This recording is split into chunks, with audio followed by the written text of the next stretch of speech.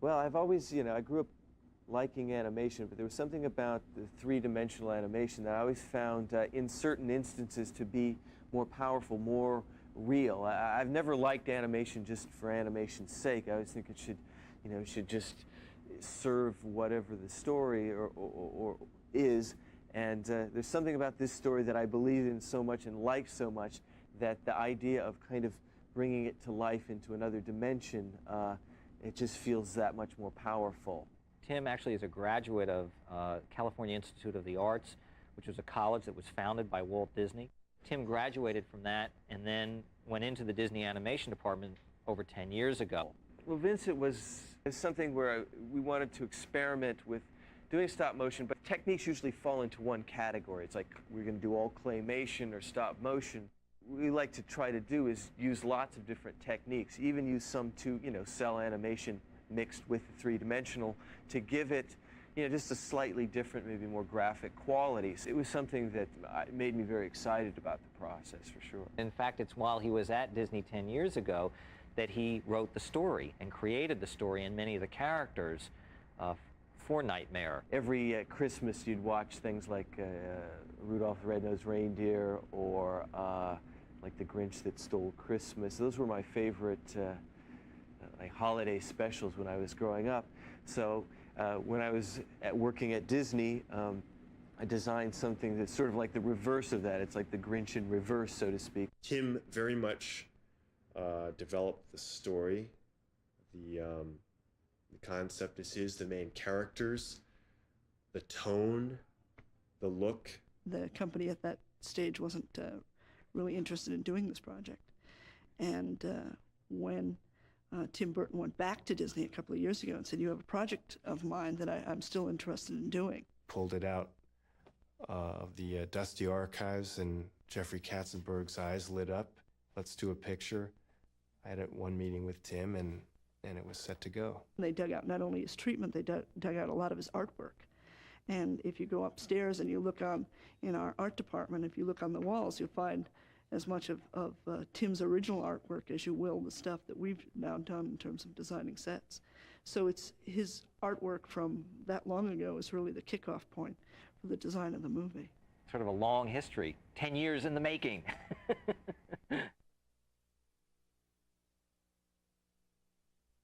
Stop motion animation is a process whereby we take a puppet like this and we move them a little bit.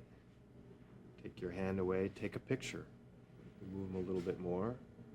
Take the hand away, take a picture. We repeat that. Picture, picture. We develop the film and we play it back, and without my hand being involved at all, his arm's gonna swing around like this. It's a way to bring inanimate objects that aren't alive, to life. It's kind of a funky old art form that hasn't really moved too far and has sort of remained the same. Stop motion animation is something that's been around for many years. In fact, it's how King Kong 60 years ago climbed the Empire State Building.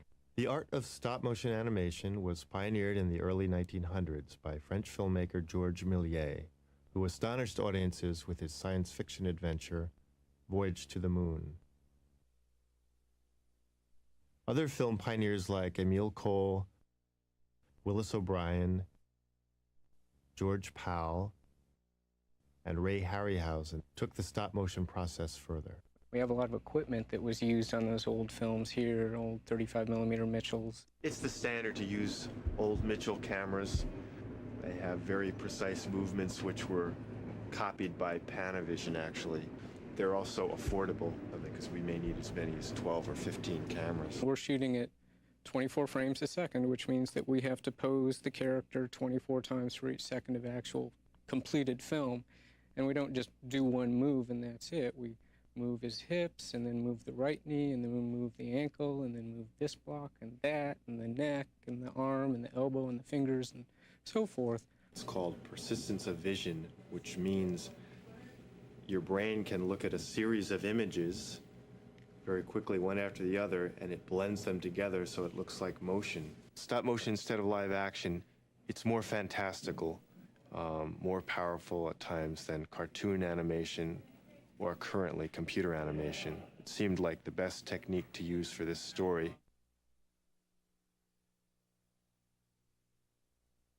Early on in the making of Nightmare Before Christmas, we undertook some tests with Jack, the lead character. This was to assure us, as well as Disney, that this guy had a real personality that translated to film. We started with these rudimentary wire armatures and then moved on to more sophisticated machined armatures. Tom Sanamon created. Eric Layton did most of these earliest tests.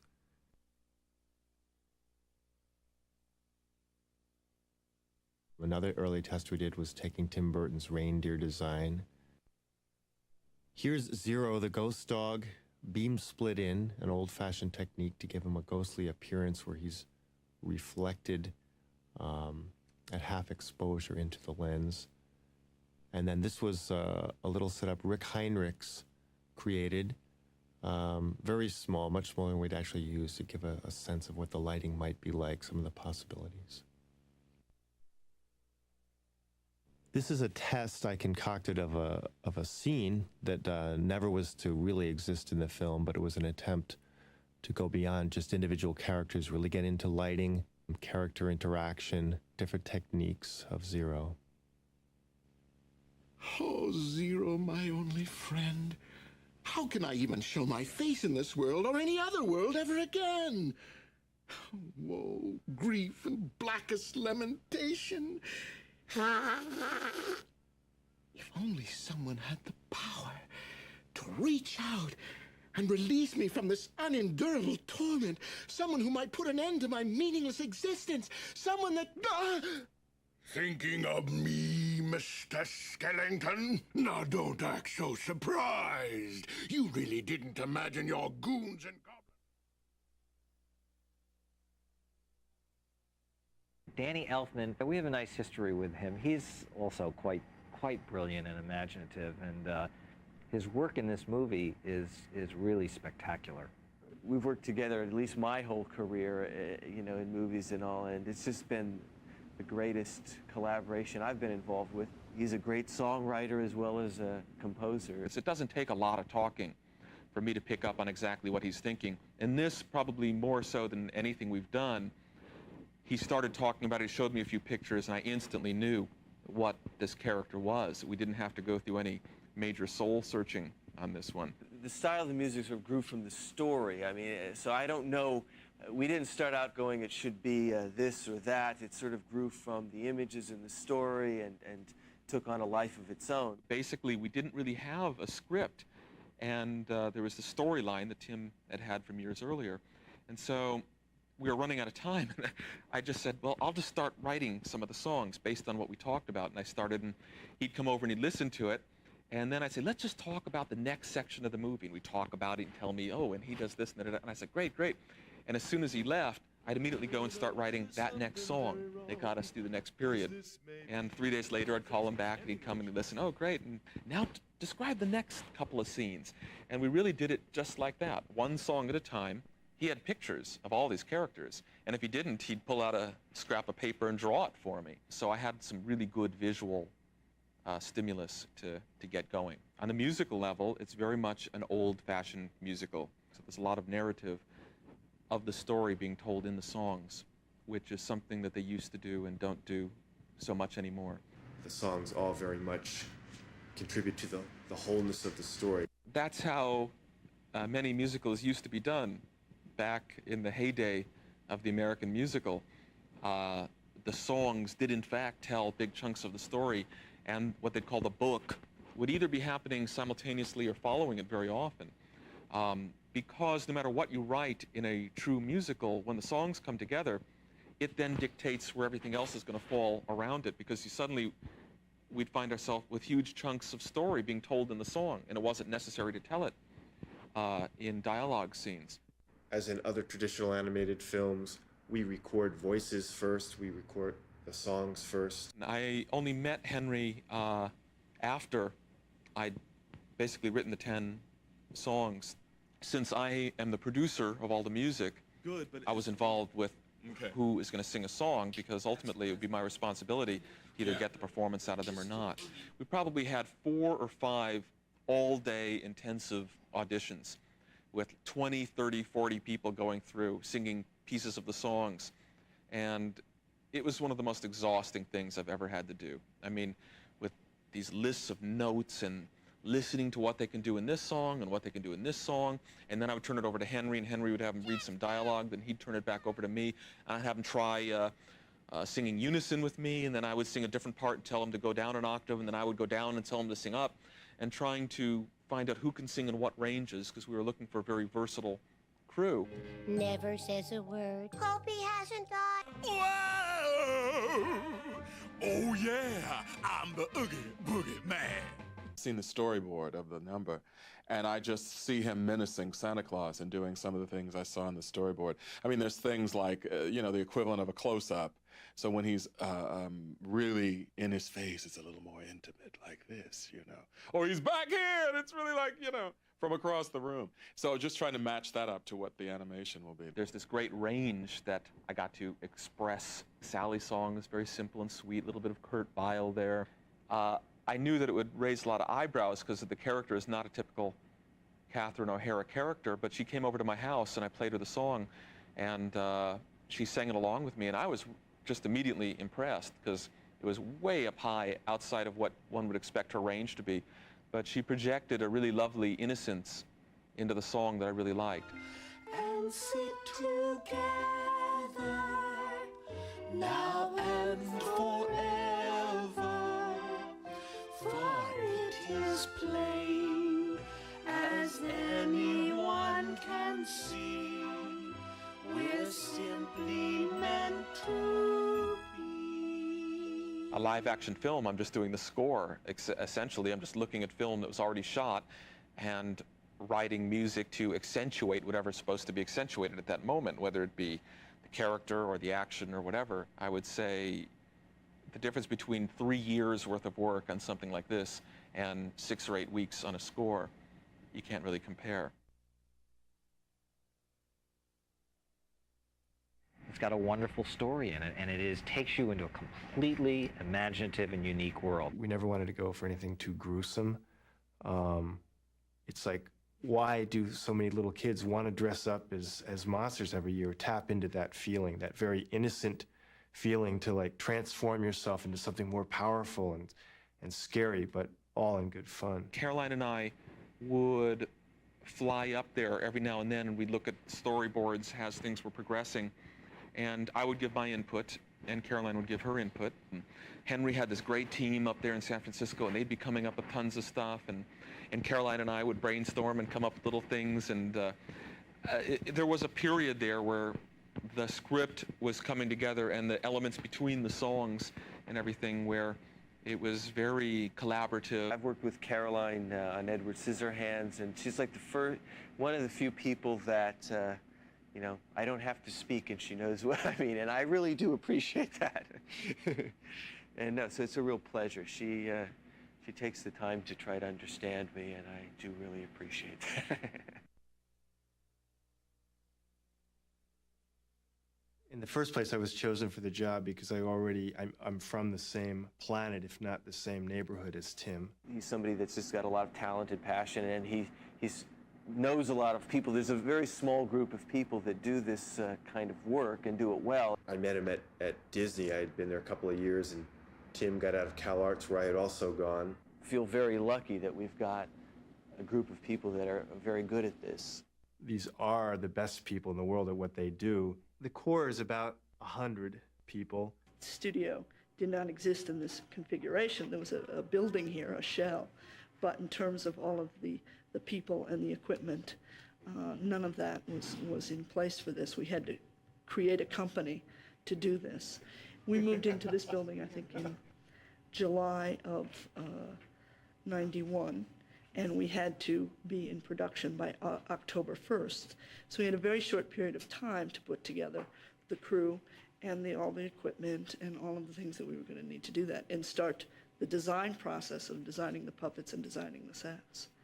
And so that's what we did our first 4 months, and then we started into production. So there already was Tim and Danny and songs, and because those were very much finalized at an early stage, those were the first things that we went into production on. It's my job to make it look like a Tim Burton film. It's been a really great relationship.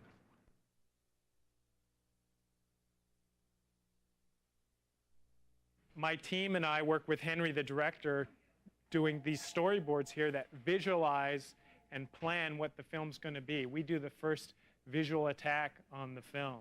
We basically pre-make the movie. We storyboard it very specifically. We cut those storyboards, which are drawings of every scene, sometimes many drawings for a specific scene, in continuity, with music, with voice, with sound. So we've pre-made the movie, at least sequence by sequence, before we ever actually go in and animate it. The storyboard is most useful in making the film before we actually spend money making the real film. It's kind of like a comic book version of the movie. Since animation's such a time-consuming and painstaking process, it's a lot easier to change things on the boards than it is to change it after it's animated. You know, the storyboard provides the basis for everything.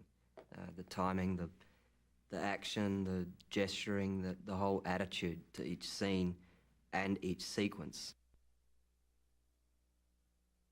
I'm the art director, and what that involves is creating the environments based on the storyboard, based on Henry's requests, based on what Tim's drawings look like, etc., trying to stay consistent with that look.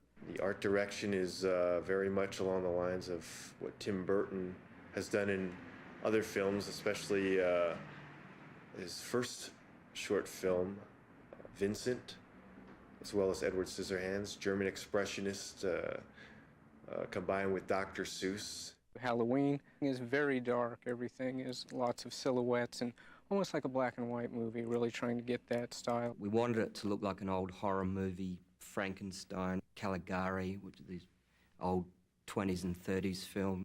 You go to Christmas Land, everything's bright, vivid color, lots of fast camera moves, trying to get real fun. And really like stumbling upon a wonderful carnival at night. The real world is very sort of simple. Everything's isometric angles, very regular. All the houses are variations on the same theme. The colors are more pastel.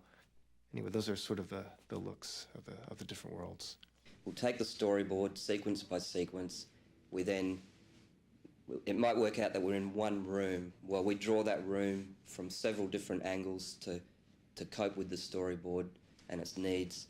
We then look at the objects that are in that room and we just gradually build it up. We may draw a window 20 times until we hit on something that's working well, until you build the whole set as a drawing. Start doing a lot of sketches, try and get a lot of choices together for Henry. And then Henry comes in and makes his buy, literally. We just pin up 5 or 6 of everything.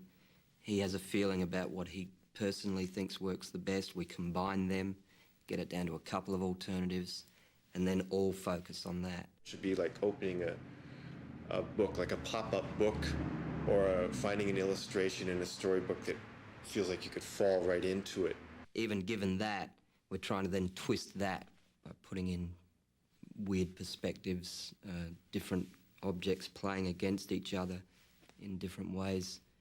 We tried to get a look of like a pen and ink illustration where we put textures on everything, like, you know, Ronald Searle or Edward Gorey doing their illustrations where they're using a lot of cross-hatching and pen and ink. We took sets and actually spread clay on them or plaster and then scribed lines all over them to give it that sort of etched textural feel, to make it look almost like a living illustration. Textures, also color. Tim was very specific about it. He said, your palette for this town is black, white, and orange. And we generate the necessary tools for the set people to maintain that look. Also color renderings that help out with the camera crews in kick-off points for the lighting. From there, we do either a scale drawing, like a quarter scale drawing of the thing, but that then goes straight to set design. Greg Olson will make a scale model based on our drawing, start to work out the camera angles, how much set is needed, all of those kind of physical restrictions and necessities. Once the conceptual art is done, we have to somehow realize it in 3 dimensions: height, width, depth. This is known as a quarter-scale mock-up. It is a model of the actual set that we're going to build. Obviously, we can't build it full scale at this point. We need something to start with. If this was an actual set, it would be 4 times as large, which means this would be about 24 feet long. For space considerations, we start with something small and simple. We also have to, at this point, decide how we want it to break apart, because it can't fit on one of our stages. So we build into it some specific breaks so that a piece like this could come out. There's probably a total of 300 sets altogether, and then those are broken down, and some of them are duplicated. You know, there's the town square. A lot of the movie takes place at the town square, so we had to build, I think, 4 complete duplicates of that. Most of the time we've been instructed by the animators that they would prefer not to have to reach more than 2.5 feet to get to a puppet. So a number of these pieces are under 2 feet, specifically so that an animator can reach. And where there isn't a 2-foot reach, we sometimes build in trap doors so that they can physically open up a section of the stage, come up, do the animation, close the trap door, and disappear. Then the director can take a director's viewfinder and practice what he wants to see on film.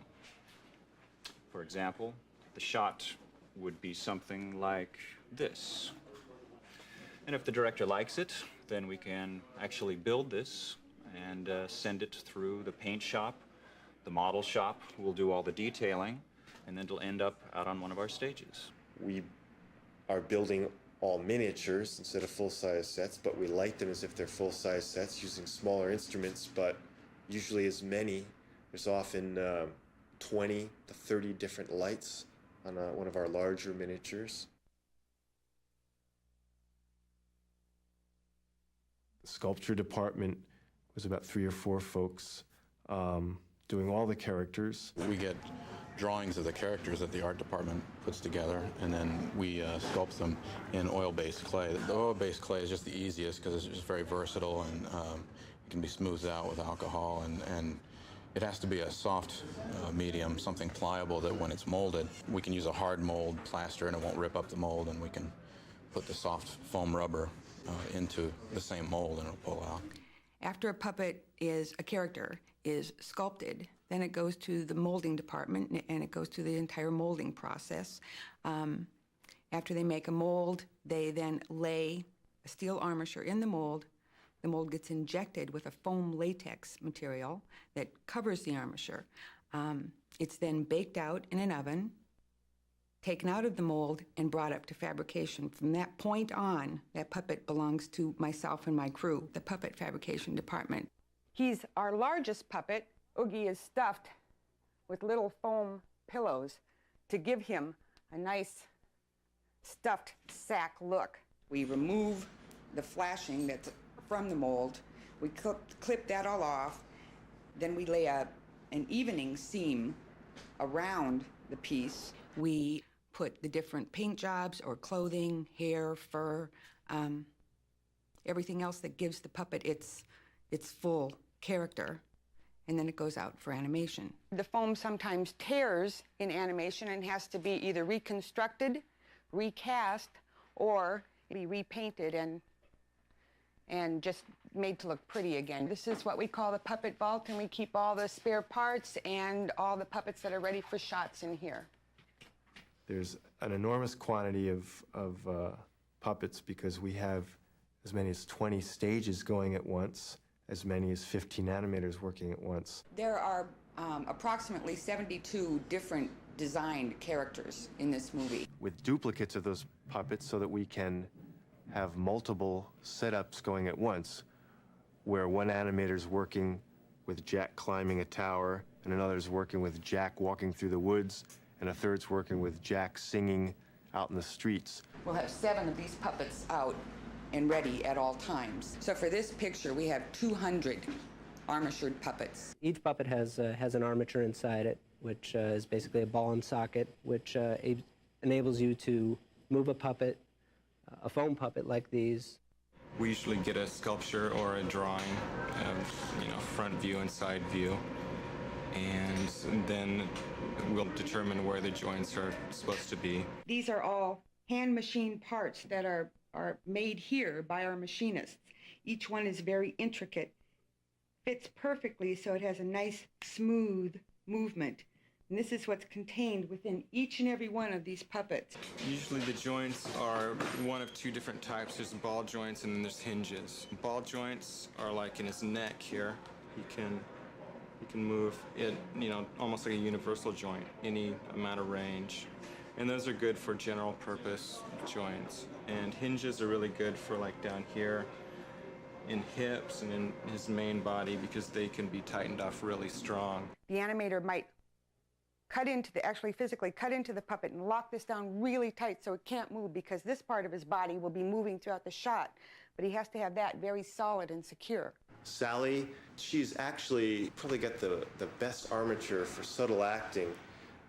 She is supposed to be a little off balance, out of kilter, so we push her, we actually turn the camera at times, we put her neck out of joint, try to make her feel like she's faltering at times. Sally is able to speak and change expressions in a similar manner to Jack, and that is where for each expression change she has a whole new face. Because she has lovely long red hair and we can't easily change her whole head like Jack's, we have given her a mask.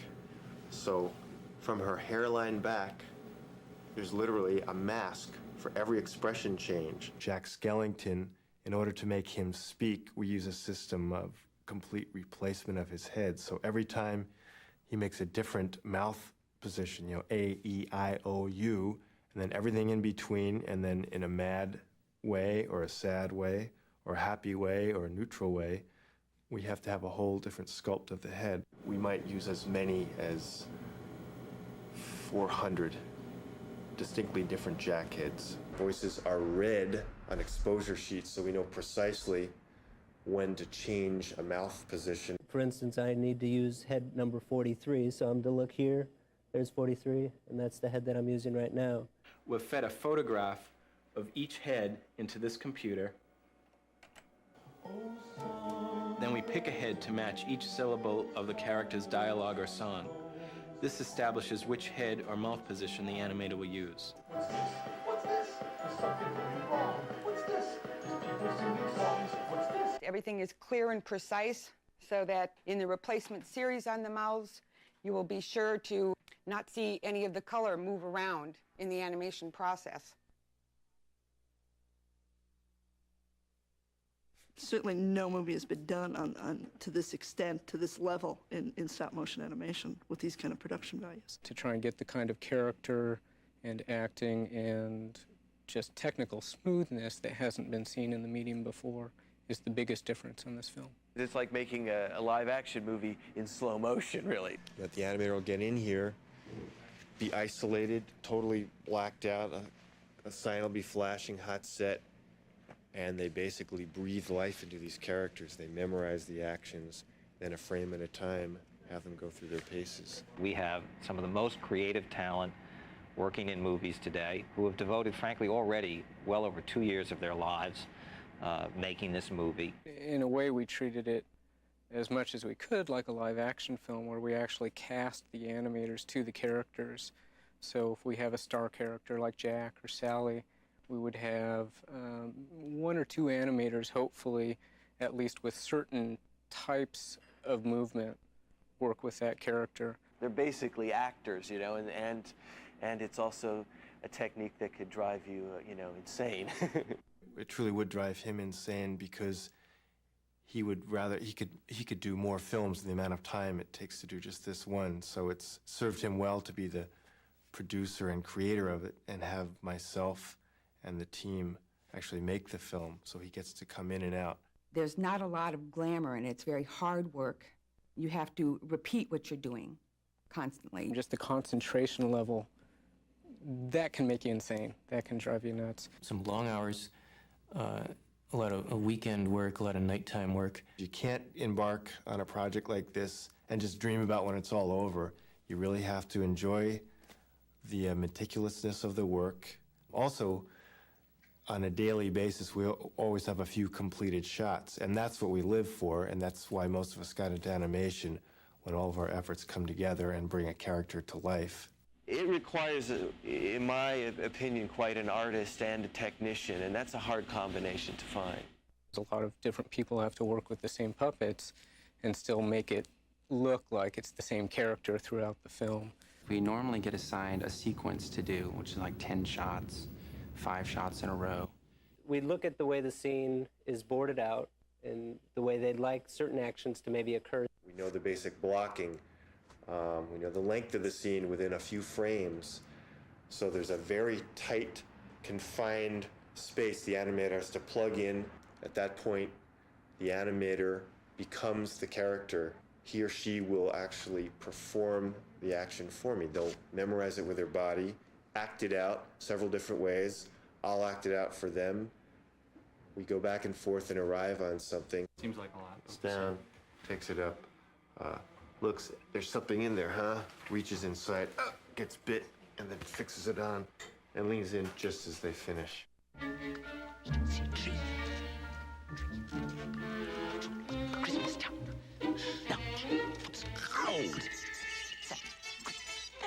Just by getting my own imagination going and seeing how it's going to play in my mind, I act it out, and I play with the puppet a little to see if my actions can be duplicated by the puppet. And if they can, then I talk to Henry, the director, and see if he likes it. And oftentimes, we collaborate on it, and he tells me what he likes, dislikes, we work it out, and that's how we end up with the action. Yeah, you really get into it. You feel the emotion. You have to really become the character to really, get convincing animation, convincing movement. I think a very important part of doing really good stop motion is the same as any other animation, and that's being able to act things out for yourself and really feel it, and then translate that into what the character does. I think a lot of animators, stop-motion animators and 2D animators also, are just frustrated actors and possibly shy actors like myself who, wouldn't want to get in front of the camera. And so it's kind of the nice sense to be able to let people see you, but not really see you. I get to hide behind puppets. Jack, he's designed as a long-limbed, elegant, spider-like man, and naturally sort of wants to move that way. We looked at a lot of Tommy Tune tapes, so we'll go insofar as actually analyzing that stuff frame by frame with a video recorder just to see how things move. Once we get the move nailed and lighting, and we shoot tests and we put them on loops and see them over and over and comment on virtually everything. We do a series of tests called pop-throughs and run-throughs, and I talk with the director. He'll tell me what he likes, the changes he wants, and then we'll go for the final take. Sally! You've come back. Just a note so you can learn. He's fairly small in frame. You should have moved the mouth a little bit more, just to read it. We don't want her too slow, kind of a medium speed. She's like, this is the only option she has, so she's being obedient. You've come back. I had to. For this. Yes? Shall we then?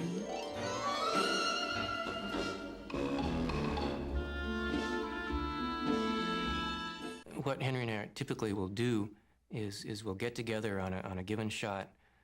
We'll go over the angle. The actual camera crew that's going to set up the lights and everything, they're there. So we'll basically get together on the stage on kind of a first day, here we are, here's what we're going to do. The lighting plan really is the first and most important thing, because it sets the mood and has a lot to do with story continuity. It's a scary scene, so maybe we'll have, You know, it'll be dark and there'll be light coming up under the characters, or it's a happy scene, so we'll have a happy light on their face. That's what I call it. Then I have to explain it to the camera crew sometimes. Well, what's a happy light supposed to be? Well, you'll know it when you see it. It's a light that hits you in the face and makes you look sort of beaming. What we're trying to avoid is not looking like we're doing tricks. Coupled with that, trying to keep some style to it. The biggest challenge on the show, I'd say it's keeping it consistent. There's 8 camera crews. We're shooting the show way out of sequence. The crews consist of a camera operator and a camera assistant and sometimes a third person. We'll just be testing 3 or 4 times to make sure we like the action. And when the animator and the director feel comfortable with the acting that's going on, the overlapping of action between characters, then it's like, okay, now go for the hero shot. But in 6 days, something might happen, like a light might get jarred or the camera might slip. And when you're playing it back at speed, you're going to notice that. And that sometimes is a shot killer. It's not like a cell animated film where if you have a little problem with a frame, you can go back and erase that line, redraw it, and then rephotograph it. If you have a problem with a frame, you have to rephotograph the entire thing. So you've always got that sort of pressure on top of your head that, you know, while you're in the middle of a 400 frame shot that's taken 10 days to shoot, you know, it's the 9th day and something goes wrong, you know, that'll drive you a little nuts too. It's a start to end kind of process where I can't go back and fix something in the center. And I've had a 5-day shoot one time where it came back and we knew it could be a little better. And so he just said, let's try it again. And that's not the easiest thing to do because, you know, you've just put a lot of time and effort into making something believable and you're told basically it's not. And so you have to go back and accept that and push on and try it again. And it worked better the second time. So looking back on it, I'm glad we redid it. But it's always hard at that point to redo something. We had the capability of storing the last 2 frames that I just shot. I've already stored these 2 frames, and I'm working on the 3rd frame. And this helps me get the motion smooth. See, Santa's getting closer and closer to the lens until he's finally really close. It's just a reference. It's another tool to help with the animation. This is the old-fashioned way. It's just to put a gauge at a certain point. That's where we know where he was in space, and then moving forward from that point. So he's walking forward about that much. Then kind of move the leg a little bit, give him a little knee bend. Maybe bring his head back a little bit.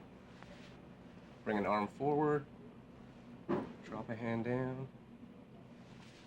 Take the surface gauge out and take a picture of him.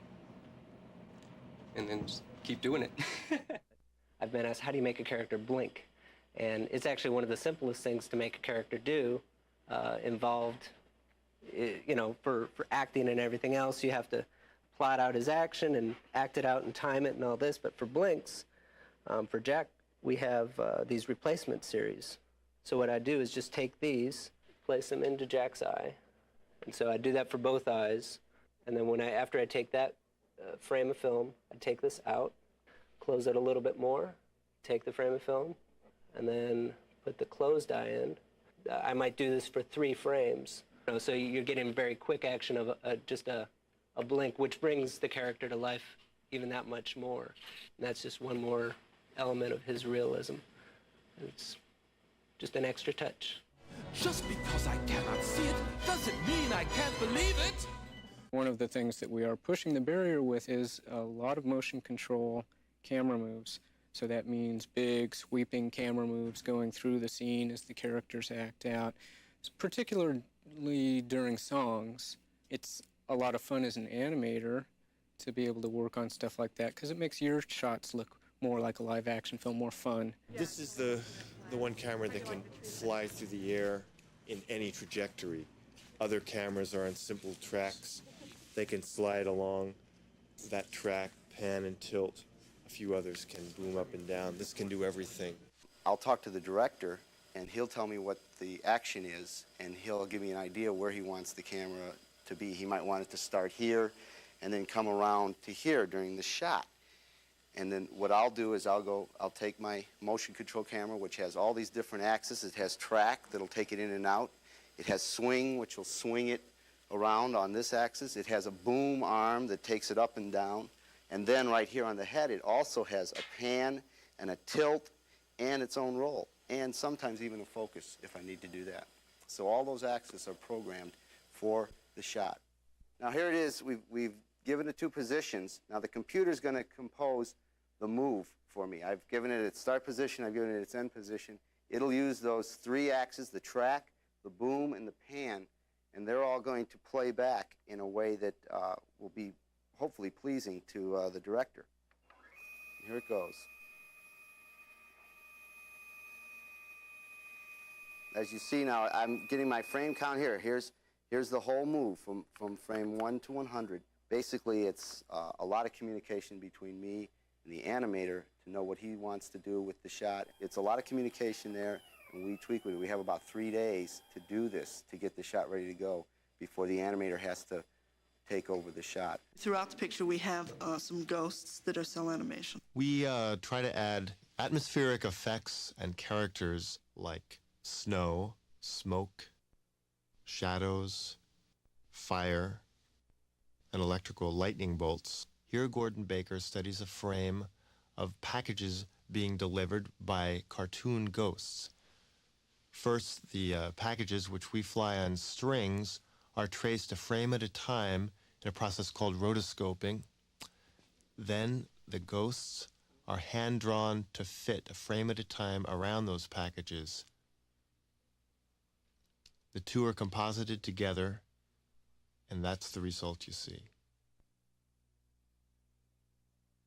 The editing department, headed by Stan Webb, he's got to keep track of all the shots that are done, all the changes we make, all the dialogue that's recorded, all the effects that have to be layered on top of opticals, and, you know, advise me like, gosh, this sequence would work better here.